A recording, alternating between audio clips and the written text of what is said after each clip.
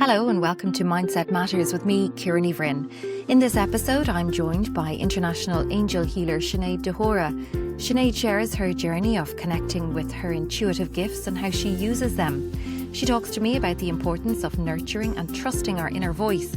She takes me on a little journey to uncover some of my spiritual superpowers, and she talks about how she connects with her angels and how we can all lean on them when we need a little help or guidance. Hi, Sinead, and thank you for joining me on my podcast, Mindset Matters. If we start off, tell me about you and the work that you do. Thank you so much for having me. First and foremost, I am so excited to see whatever wants to come through today. A little bit about me. Well, to make a really long story short, I've always been highly connected with spirit or angels. And I've connected with them since, my parents say, since the day dot. I personally only remember since I was about 4. Okay. And I've always just seen people or angels or energies that I assumed at the time my parents could see, but I have learned obviously throughout the years that they couldn't see at the time. And I've always been highly intuitive, highly sensitive, and just knew things before they happened throughout my whole life. And then kind of fast forwarding, because I could really talk for Ireland about that in itself, but I always felt really called to help and support as many people as I could. And I was drawn to either be study law or go down the wellness industry. And I always said my whole life, I don't even know why, I always said my whole life, I either want to study law or work in a spa. It was just my thing. I don't know. Even my parents are, where are you getting this spa from or law from? Like, where's it coming from? But I just knew it's the thing I said from the get-go. And then I studied business law first. And I took some time out, and then I went to study, it was actually beauty therapy and holistic therapy. And holistic therapies, I first studied aromatherapy, and that just sparked something within me. And all this insight and natural connection and intuitive gifts started to just flood back within me that I kind of had suppressed throughout my teenage years because I wasn't normal in society's terms, or I was highly sensitive. And then from there, I just kept studying. I studied, you name it, reflexology, a variety of massage techniques, a lot of complementary and alternative therapies. And then I started working in the 5-star wellness industry with spas. I worked in spas. I moved to London. I lived there for 8 years, and I became head of operations and treatment development for skincare brands. So I used to travel the world setting up 5-star hotels and teaching and training people in the wellness industry on how to, really dive deep into the physical body, into the anatomy, and into whatever we wanted to, portray to our guests or to our audience at the time. So I knew I needed the business side, and I knew I needed the wellness side. And then fast forward, then a few years later, I set up my own business, which is like, oh my God, I want to say maybe 11 years ago. I don't know how long I'm doing this. A long time, a long time. And here I am now. So what I do now is I host one-to-one readings, and I bring in all the different modalities that I've learned. And I will, first and foremost, my rule is tell me nothing, let me tell you. And I go straight to angels, and I always go straight to the root of whatever a block is. And from there, I will work on releasing that block for you to be the best version of you. I also host courses, retreats, and the aim is always for you to be your own healer, always for you to be the best version of you. I'm not going to do it for you. I will show you your way and help you connect with your intuition, just as I connect with mine. And of course, I have wellness products, and the list goes on. There's a few things under my belt. Amazing. I'm just really interested in something you said there about in your teenage years where you maybe disconnected with those gifts that you mentioned that you were born with. And do you think at some level, I'm kind of thinking about our intuition here. Do you think that there's a disconnect that happens there for a lot of people, and that we look outside for guidance as opposed to staying connected to our inner guidance? Oh, absolutely. And I think I definitely didn't disconnect from mine. I know I didn't, because my parents are absolutely incredible, and they really helped me nourish it. And it's something that they really have taught me that I know I'm doing with my son is I'm looking at his gifts, and I really want to help him, pull it out of him a little bit more. So, and they did the same with my brother as well. So I definitely didn't disconnect, but I just became quieter. I didn't share it or didn't speak openly about things. So I always had a little knowing that something was, things were happening before they happened, but I just didn't talk about it. Or I didn't share it with my friends, say. But I always was growing up the agony aunt, so to speak. So people would always come to me with their issues or problems, or, you know, my mum would always say, where are you getting these people from? Because I'd be like moving people into my home, into my parents' home. And they ended up living with us for a while just to help and support. Honest to God, my mum and dad are just incredible for allowing me to do that as well. But with that, to answer your question, 100%. Like, you know, we, especially going into teenage years, and especially now, I wouldn't like to be a teenager in this day and age, really, you know, with No. all the pressures of social media, the constant noise, distract. Like, we're constantly in a world of marketing. We're constantly being marketed at. And whether it is on social media, whether it's on TV, whether it's ads on the radio, like, we're constantly having noise put at us. And there's a phrase that says, too many messages kill the message. And if there's too many messages coming at you, you're disconnecting from your own natural intuition, or perhaps like learning how to maybe push it aside. We have to unlearn that. So what I mean by that Yeah. is you'll always have your natural own gift. Everyone has it. Your natural own ability, or your aha moment, or your insight, or your, oh, that's what I'm meant to be doing. But then if you share that too soon, perhaps share it with others, you're opening yourself up to maybe other people's fears, other people's doubts, maybe different marketing tools. And that's where the confusion can come in. So my role in life, my mission in life, is to help whomever is sitting in front of me remember their own inner voice first and foremost, and let that be your internal compass. And why would you say, like, how important is our intuition, and how do we harness it to empower ourselves or to connect with ourselves on a more deeper level? So maybe, can I do a little technique now? Go for it, yeah. I'm gonna show you how to rather than talking to you. I Okay, much okay. rather like, let's prove a point here. Mm. So why don't we all just take a moment here and now? So for everyone listening, Mhm. we have different clairs. I've spoke about this so much, and I could talk about it forever more. We have different what's known as clairs. And clairs are, like, we've heard of clairvoyance or clairsentient or claircognizance, right? So our clairs are your unique gifts. And some people might have a very deep clairaudient ability, right? Which means they can hear. They can maybe hear spirit, hear noise, hear physical sounds. These people usually are very musical. They're very connected with music. My son is definitely a clairaudient. He's known as the head bopper in his music class. He's constantly just listening to music. He Oh. loves it.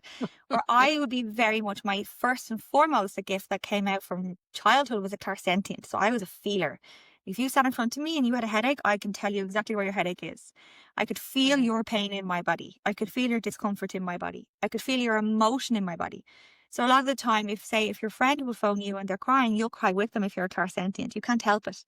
If someone's giggling on a bus and you don't know what they're laughing at, but you start laughing because you're clairsentient, you're picking up on their energy.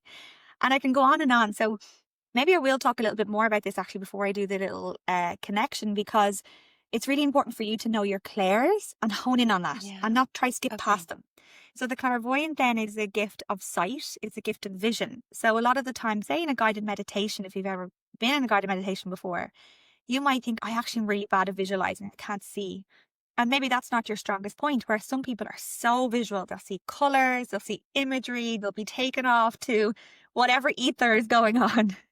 Or they're quite artistic, they're very expressive, even in their tone of voice and how they tell a story. They'll be very the visionaries in life. They'll come up with different ideas and different concepts. A lot of entrepreneurs will be quite visionary. And then we have clairgustance, which is the gift of taste. So sometimes we actually find people that actually have this really strong gift will be quite definitely into food, chefs, maybe what's that word I'm looking for, when someone goes and kind of like Michelin star reviews. What do you call people that go and do reviews on food? I can't think of the Oh, food critic? critic. Thank you. I couldn't think of the word. A food critic. But they'll be very much love to cook, love to experiment Yeah. with different food. I'm not like that at all. Something quick and easy for me. Or you have clairalience, which is a gift of smell. So that's one of my other gifts, where I can smell spirit before they enter the room, or I smell angels before they enter the room. And I've a nose like a bloodhound. I've always been like that. I can smell things so quickly. So there's so many different gifts. And when you know yours, I'm forgetting what I'm being told. I'm being told I forgot claircognizance. So claircognizance is the gift of knowing. So that just knowing that I knew I forgot one, that's another one of, Yeah. of mine that I've developed over Okay. the years. It's like a gift of knowing, like you just know things. So say if you think of somebody you haven't seen in years, boom, you just walk by them in the street. That's like a gift of knowing. You have this insight about them or an insight that you're going to meet them. So Mhm. these are a beautiful way to recognize what your gifts are. And the key is to then see how you can connect with your body, listen to your body's whispers, and let it guide you on your intuition. So there's no point if you're a clairsentient to try and be a clairvoyant. There's no point. It's like skipping stones without, like jumping from one step to another. There's no point in doing that. So Yeah, perhaps we'll okay. do the little technique so then you can find out what yours is if you don't know already. Okay. Yeah, no, I've no idea. Does any of that resonate with what I've said? Can you? Yeah, it did. Yeah, I was kind of feeling some of the stuff. Yeah. Okay, we'll find out. We'll give you 2 seconds when you have an answer. Okay, let's everyone close your eyes and just take a nice deep breath in through your nose and out through your mouth. And let's do that again. If you can take a deep breath in through your nose and out through your mouth with a sigh. And why we sigh is we activate our vagus nerve and the largest nerves in the body that connects with most systems of the body. And when you sigh, it acts as a vibration to allow these systems to relax. And let's do that one more time. In through your nose and out through your mouth with a sigh. And just drop your focus down to your feet. Just gently tap your toes into the earth. This is a beautiful little somatic movement just to help you ground into this moment. As you're gently tapping your toes, imagine letting go of anything you've had to do so far today or anything you've yet to do today. As you allow yourself just to be in the moment.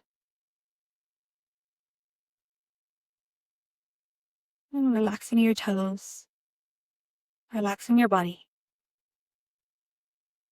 And I'd like you just to start to pay attention to any noise you hear around you. The loudest noise that you can hear.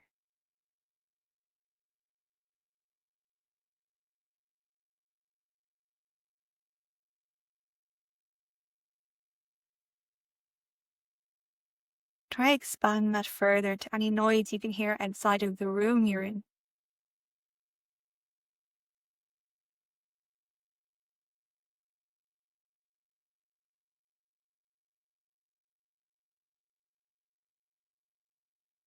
And if you could really extend your focus, try and look for the most quietest noise, the quietest sound you can hear.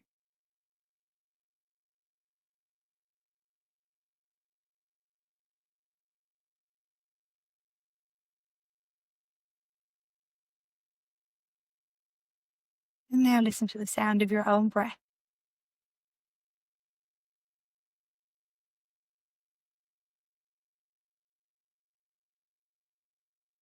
I want you now to imagine your fridge. Imagine yourself standing in front of your fridge, opening your fridge door. And imagine reaching in and taking out the milk carton. See it, imagine it, feel it. Imagine the coldness of the carton in your hands. And the aromas coming from your fridge. The light coming from your fridge. Then you take the carton out, close the door. You walk over to the countertop. You take a glass from the cupboard. Listen to the sound of the glass as you pop it on the counter. You open the milk and you pour the milk into the glass, listening to the sound that the milk makes in the glass. And imagine yourself taking the glass, bringing it to your lips, taking the beautiful cold glass of milk. Feel the coldness, the texture in your mouth flow down your throat into your stomach. And you put the glass down. You take the carton and put it back in the fridge. And imagine walking back into the room where you are.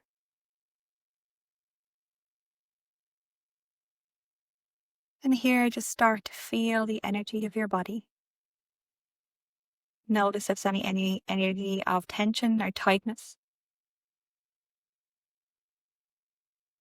If you feel any tension or tightness, just gently start to move that energy, perhaps with a stretch, movement,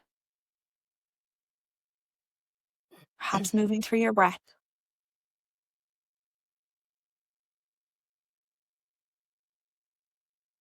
And imagine with every exhale breath, you're allowing that tension or tightness to be moved through you.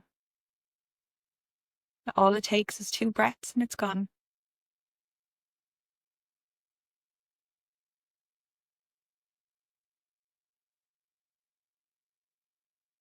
Now start to imagine a warmth coming into your body. A feeling of warmth in the back of your body. Beautiful feeling of warmth in the back of your body. And this warmth is a vibration of love spreading right into your shoulders and your back and your hips, your legs, your knees, flowing down into your feet, then your arms into your hands.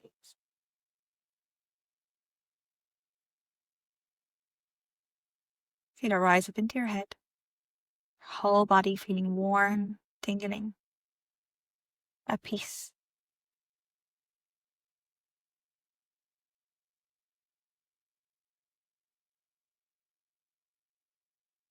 And just take a moment here to take a nice deep breath. In through your nose and out through your mouth.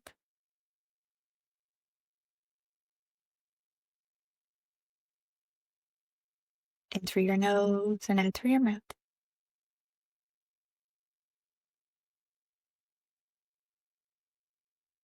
And when you're ready, you can open your eyes. How did that feel? That was lovely. So that's a very shortened version of that I usually do. I usually would go on a lot longer, but what I was doing there is I was getting you to connect with your clairaudience, your clairvoyance, your clairgustance, your clairalience, all the different clairs I spoke about earlier on. What did you feel most strongly connected to? Was it sound? Was it vision? Was it taste? Or the sensation of light in your body? What did you connect most with? So I felt the cold when I opened the fridge. I did see light, but it wasn't really strong. I don't like milk, so I didn't want to drink it. Do you know, I nearly said apple juice and I was like, I'll just go with milk because I'm craving milk.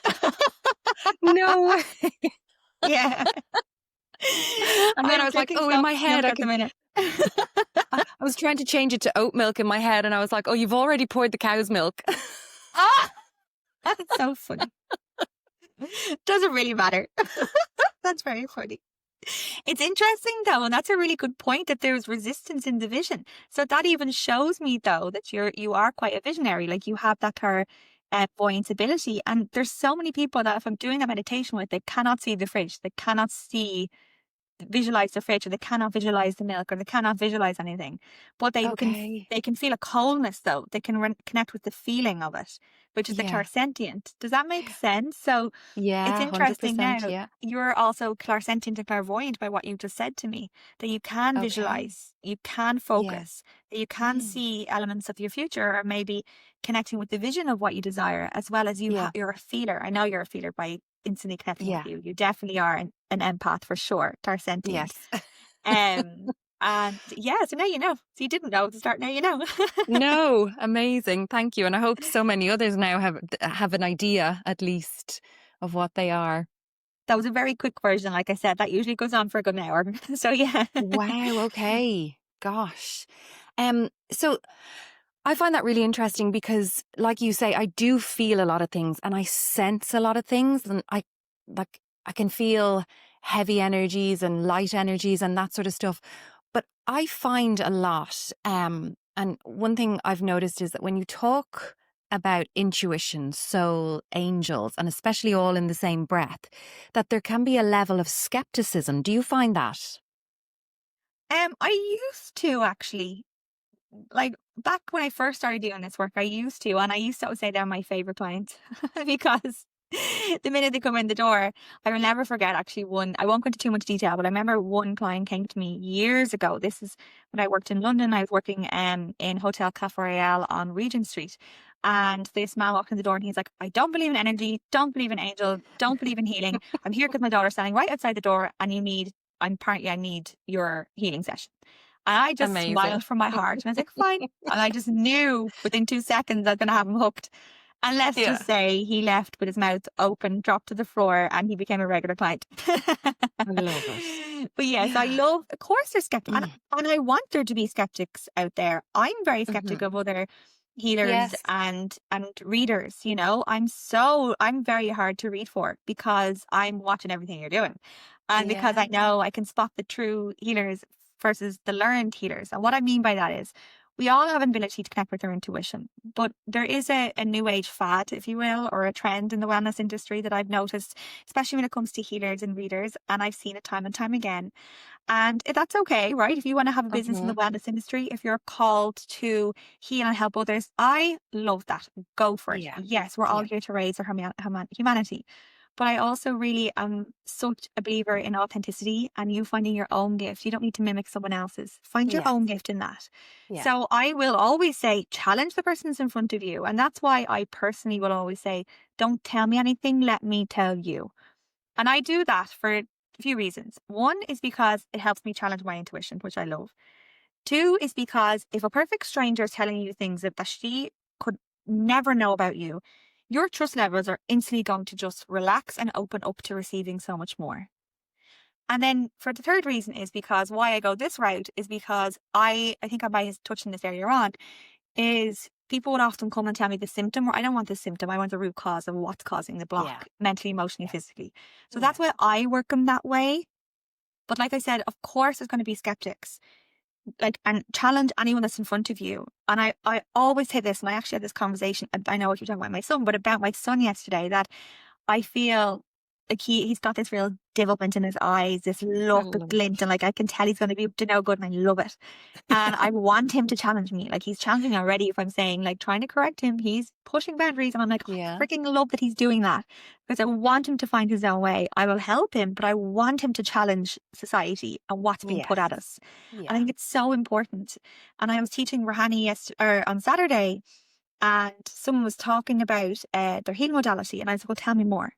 And if I don't understand, I'm the type of person that I want to know why, how, and what's going on. Give me all the details so that I can understand. And I think it's so important that you can then, therefore, take in the information you want and then leave what you don't want. And that's really important. So take what you want and leave the rest. And that's key for growth, and also key then to listen to your own intuition.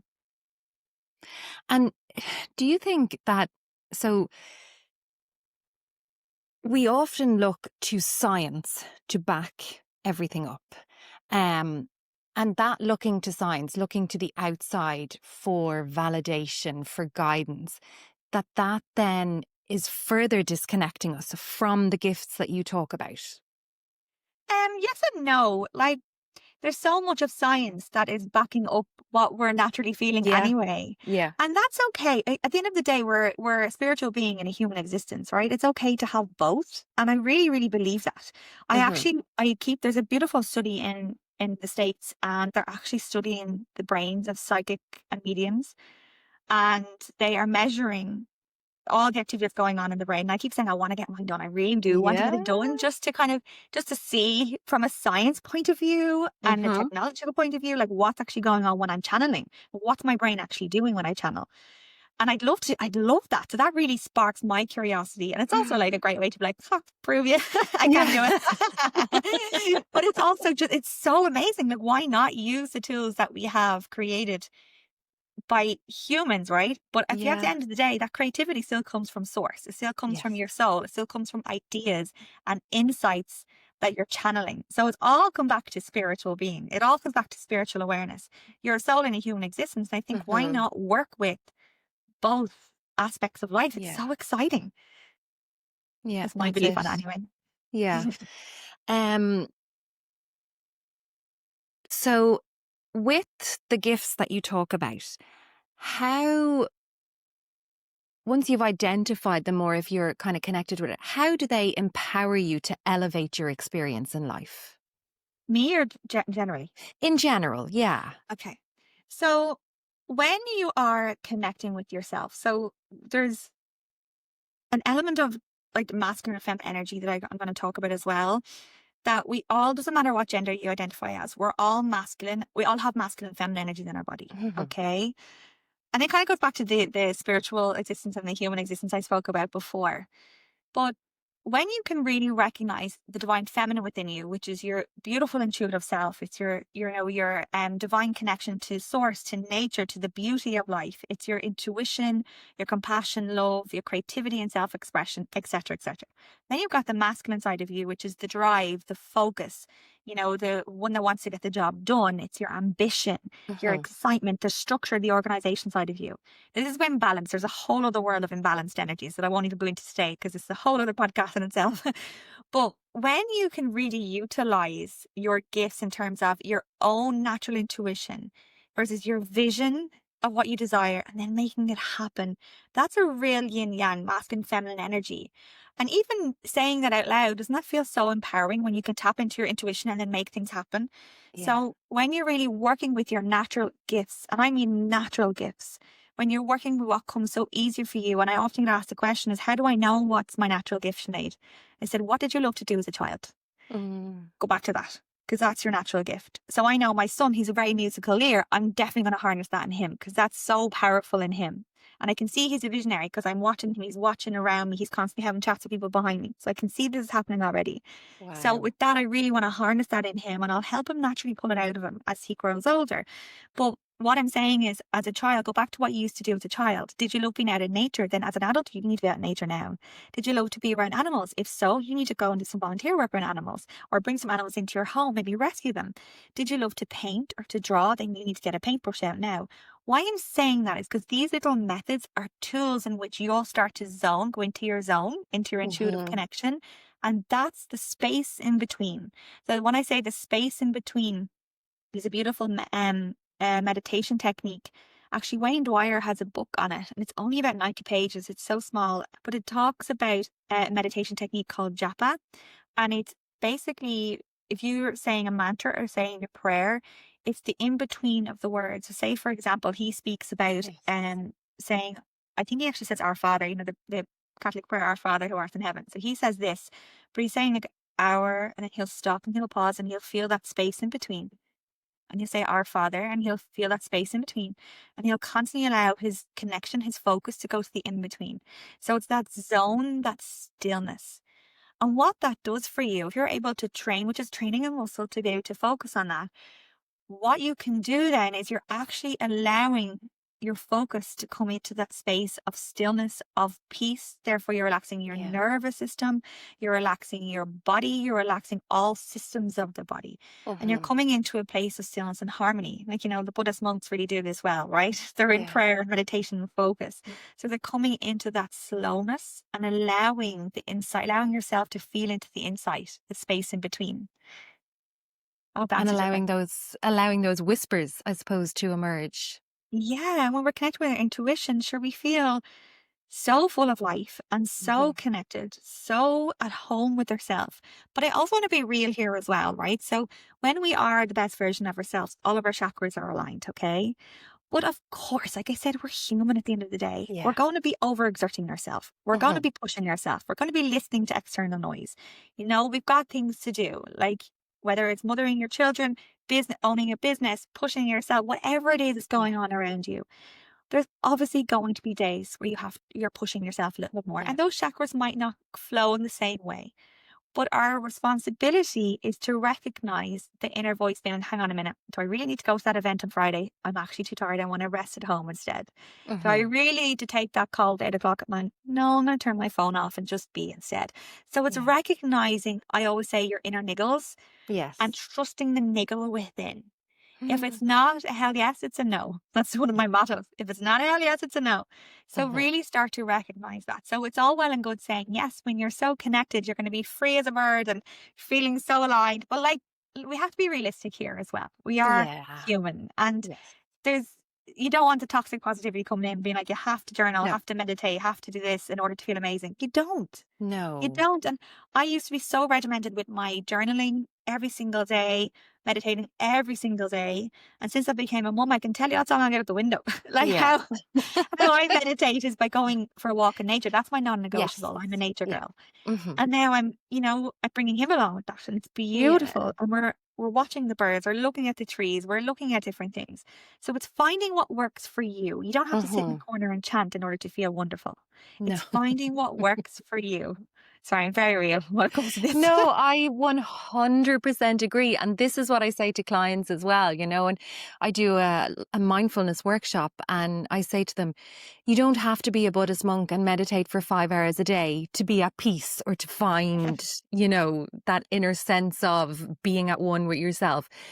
Take 2 minutes while you're sitting at traffic lights in the car and just Yeah. notice that you might be getting a bit frustrated, and then just, sit back into yourself and go, it's just taking moments here and there, or noticing, if you're about to switch from a place of being okay to not being okay, and it's noticing as opposed to, oh, I have to take action now, I have to go and journal, because that's kind of missing the point, I think.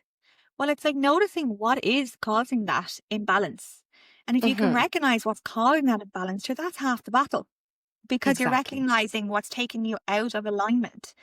Yes. Maybe it's a certain vibrations that don't work anymore. And that can be, people that you once socialized with. Maybe it's things you once watched on TV. I used to be Yeah. obsessed when I was in my 20s with horror movies. I couldn't even look at a trailer of a horror movie now. I can't even do that because No, it's I don't like so them. against everything that I have, and everything that I feel.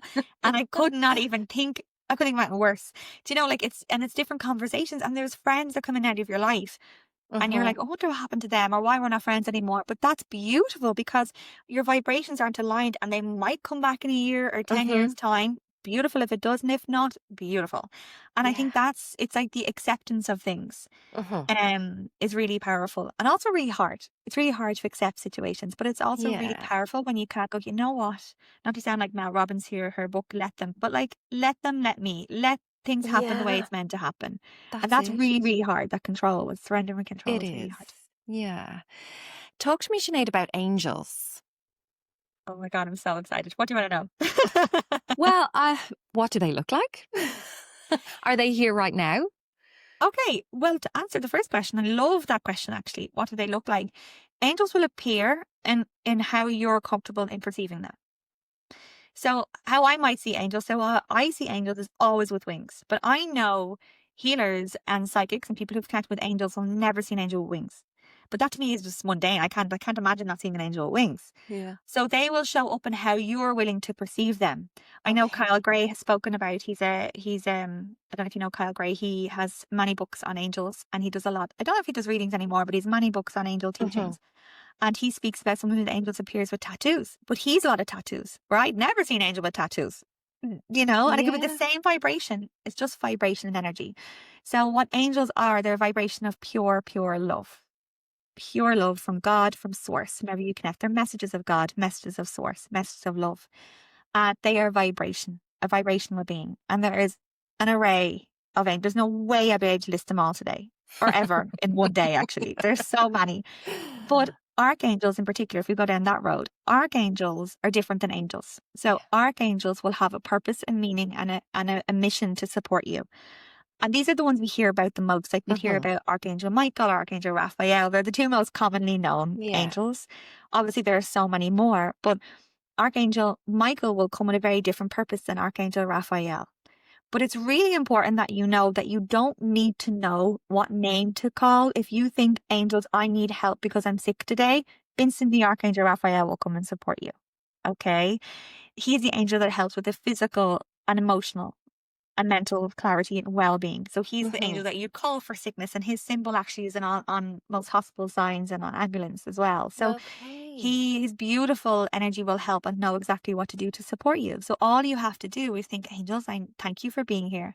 I never say I need you, or like it's always in the present tense, because angels are going to match your vibration and help you with Yeah. your vibration in the Yeah.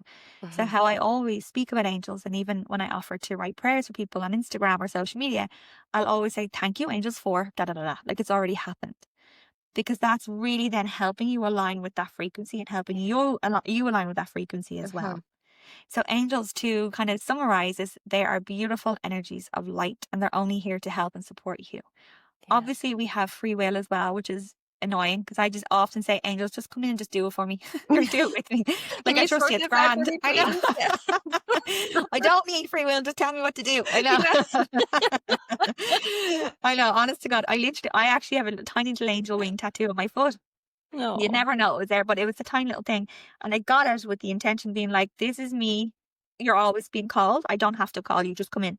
So that was my intention. And I do feel them all the time. And yes, of course, there's angels here. I actually feel really strongly Archangel Samuel behind me as I'm talking. And he is the angel of love, the angel of compassion. And he often is associated with the six-pointed star in his heart. And he will help you to open the energy of love and vibration in your heart. So he's helping to open the heart center so much more. And when we help to open the heart center so much more, we're diving in more into our own self-love, our own compassion, our own self-worth, and also the love and compassion for others as well. It's like speaking through the eyes of love, or speaking through love. And I can really feel him. He's very soft. He comes in very like magenta and pink light to me. So how I see angels is I see them, I feel or see them, it depends on who they are. But when I'm channeling, I close my eyes quite a lot. And when I channel, I can see color first and I instantly know who it is. Or sometimes I'll feel them come through my back and then I'll know who it is. So depending on the vibration, I'll know exactly what's going on. And then they'll start whispering and telling me things. And again, it's through when I know when I'm sharing information, it's through claircognizance that I'm getting that. So it's like I'm knowing information about you that I should not possibly know. And that's how it's coming through. Does that make sense? Yeah, Kind of. amazing. And how would you say to somebody, so say they want to get in touch with that kind of their intuition, their gifts, and they want to do it to empower, what would be their starting point? They're already starting if you're listening to this. Yeah. They're already here. If they're connecting with you, connecting with me, they've already started. Yeah. If they're connecting with, even the intention is I want to better myself or I want to help humanity, you've already started. If your intention is I want to feel better, then you've already started. Yeah. If your intention is I want to actually look after myself and look after others, then you've already started. Your intention is what's creating that. I think that's really, really important. So, and this is really key actually, you don't need to do anything, you just need to be. Yeah. You don't need to do or chase or learn or study, you just need to be an embodiment. And if you go back to what I said about angels, they are a vibration of love. If you want to connect with them, it's through love. And I've often shared this story actually. When I first moved home from London, I lived there for 8 years when we first came home to Ireland. And we struggled to get a home for years. It was like 2 and a bit years. I can't even remember the exact time. But we had a house in Dublin. And on the day we were meant to get our keys, we were standing outside the home with our moving truck there. We were waiting for the estate agent to come to give us the keys in our hand, and the sale fell through. And we were like, what do we do? That was on a Monday. On the Thursday, I had to fly to Thailand for a month for work on my own. Wow. And I had hair that was like down past my bra strap. And I actually was like, I need to get it cut off. I want it gone. And I got up to a bow. I was like, I just want everything clear and new and fresh. And I remember when I got to Thailand, I was exhausted. Like, I think it was like 17-hour journey or something. I got to Thailand anyway. And I sobbed the whole way there. And when I got there, I sat in the room in this beautiful sanctuary. It was in Kamalaya Resort. I don't know if you've heard of it. If you haven't, oh, it's so amazing. And I sat there in the room in the most beautiful surroundings, looking at the sea. And I just heard, Sinead, there's going to be a bigger house. It's going to be cheaper. And it's going to be the south-facing garden that you wanted and the house of your dreams. Wow. And let's just say, fast forward, I was like, yeah, whatever, go away from me for a minute. I was like, in that, like, whatever. You could have done it an easier way, but whatever. But anyway, fast forward, they were right. But in the meantime, when I was there in Thailand, I came home and I remember sitting on British Bay Beach. And I just wasn't, it wasn't British Bay, it was down in Wicklow town. But I was sitting on the beach and I just wasn't myself. I was kind of fed up. of like Hmm. living out of the bags, and then Yeah. COVID hit, so we were like Oh. living from parent to parent and stuck. And I was like, what do you want? Like, what do you want from me? What can we do here? And I looked out to the sea and I was like, angels, will you come down and help me, please? And with that, 3 angels disappeared over the sea. They said, no, Sinead, you need to rise up now to meet us and we'll help you from there. And that was the biggest eye-opening, game-changing experience of my life. One of the biggest eye-opening and game-changing experience of my life. Because what they said was so profound to me that I needed to change my energy Yeah. to match theirs in order then Hmm. to progress and go forward. And it was in that moment that I was like, Jesus, you're right. I need to take the shackles off myself that are keeping me low. And in order to do that, I don't need to dig and understand. I need to rise up here. I need to come back to love and to vision and to what my desire is and to celebrate where I am. I've just been in Hmm. Thailand for a month, having the best time of my life. And now I get to be with my family in lockdown. I haven't lived with them in 8 years. Like, why am I moaning? I'm healthy. I'm saying, why am I? And I know it's all relative, right? But Yes. why am I low here? Hmm. I know who I am. I know things are going to work out. They always do. So with that then being said, I started visualizing myself like dancing around a landing in this bare house with no floors, nothing, like nothing on the wall. I was dancing around this house and I was like, woohoo, like hands up in the air, so happy. And fast forward, even it was 2 months then, 2 months later, and we decided to move. Instead of living in Dublin, live in Wicklow. And there's a new build estate near my parents' house, literally 5 minutes, 27 seconds drive, right? So close. Wow. Yeah. That was my mum who calculated that, not me. It's so close. She's absolutely delighted, of course. And I remember the day then we came, looked at the house. Absolutely, that's for us. We signed on the line. Bob's your uncle. It was a bigger house, southwest facing garden. It was cheaper than the one in Dublin. Everything I was told in Thailand. So when I came in here, the day we went to collect the keys, my husband was on, when he wasn't my husband at the time, he's now my husband, but he was on a work call. He couldn't get out of his work call. So I was like, I'll go over and get the keys. So I ended up being in the house on my own. I was like running around and I was dancing around the upstairs landing, being like, woo! And I was like, oh, and it just dawned on me that I'd been visualizing myself doing this for months. Yeah, that And was then your it came to, moment. that was the moment. So Yeah. to answer the question, it's a long-winded answer, I'm sorry, but to answer your question is, in order to really connect with your true self and your intuition, allow yourself to be. Mm. Allow yourself a moment. Yes, if you're in that, if you're in a low or a grief or whatever you're working through with trauma, whatever it is, allow yourself to do it. Let's not be hard on Feel it. ourselves. Yeah. But then you need to come back to love. Hmm. And grief and love can coexist. You can be in grief and can love.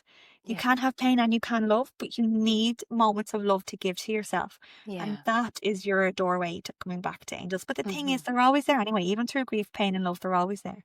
You're never Yeah. alone. Yeah. Yeah. And I think as well, I believe that it's about what you learn about yourself in those challenging times. So what you said about the angels telling you that you need to rise up now to meet us, Sinead, we can't do everything for you. You have to live your life and you have to learn and you have to Yeah. evolve. Do you think that's part of it as well? Oh, absolutely. God, I've learned. Oh, I've had lessons. Oh my God, I've had lessons. Yeah. We've Yeah. all had lessons. Yeah. And we can all write a book on lessons, right? But let's just, yeah, it's got a spade, spade. We've been through hard times. There's turbulent times, but isn't that life? It's part of our Yes. evolution. That's Like, it. kind of, not to be like quoting Maslow's hierarchy of needs here, but like the whole point of life is self-actualization. It's like to Yeah. fulfill, to become the best version of you.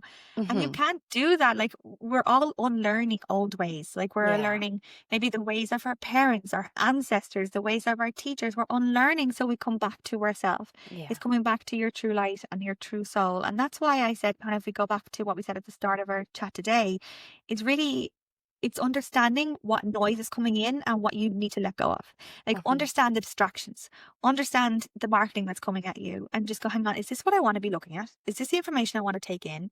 If it's not making you feel good, cull it, like, get rid of it. It's time to let it Yeah. go. And I think that's really important. Trust the niggle within. If something is not feeling right, it's usually not. That's it.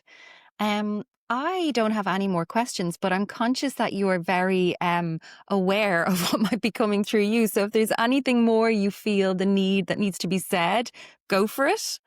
Oh, that's nice. Okay, let me take a moment. I love that. Let me just take a moment for a second and see. Or instantly, Archangel Uriel just came through. When I channel, I talk really fast. So I'm sorry if this comes out a million miles an hour. So, and especially with Archangel Uriel, he just makes me giddy.